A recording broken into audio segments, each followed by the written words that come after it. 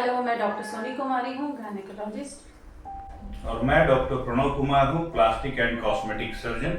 और हम लोग प्रैक्टिस कर रहे हैं नवलोक केयर हॉस्पिटल पटना में, जहाँ पर हम लोग प्रोवाइड कर रहे हैं different kinds of cosmetic procedures जो कि फीमेल महिलाओं में किया जाता है।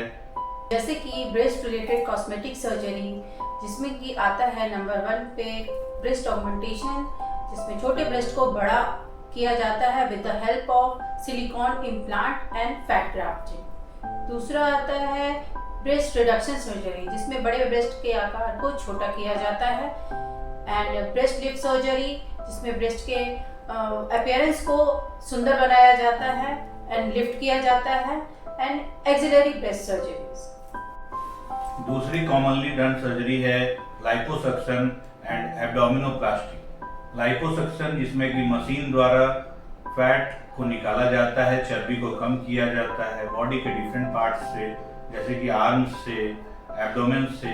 360 डिग्री लाइपोसक्शन, जिसमें कि पेट से यानी एब्डोमेन के साथ साथ बैक से भी कम किया जाता है और थाइस से।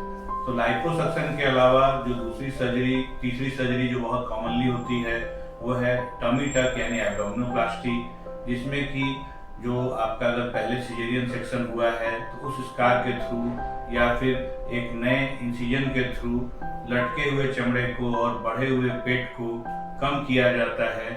उसे हम लोग कहते हैं टमी टक या एब्डोमिनोप्लास्टी सर्जरी। अगली कॉमनली डन सर्जरीज है फीमेल जेनिटल रिजुवेनेशन, जिसमें आता है वेजाइनल टाइटनिंग, हाइमेनोप्लास्टी एंड लेबियोप्लास्टी। कई बार 2 या 3 नॉर्मल डिलीवरीज के बाद वेजाइना लूज हो जाती है और उसमें वेजाइनल टाइटनिंग की जरूरत पड़ती है। वर्जिनिटी को वापस रिक्रिएट करने के लिए, हाइमन को रिपेयर करने के लिए जरूरत पड़ती है, जिसको हम लोग हाइमेनोप्लास्टी करते हैं।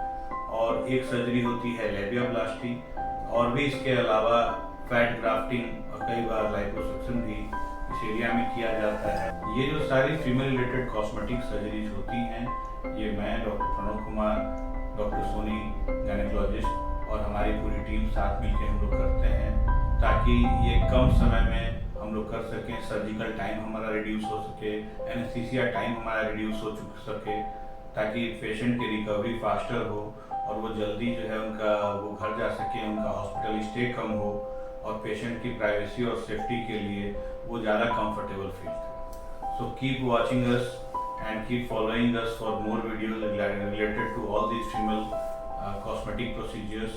Like and subscribe our channel and be in touch. So thank you so much. Thank you so much.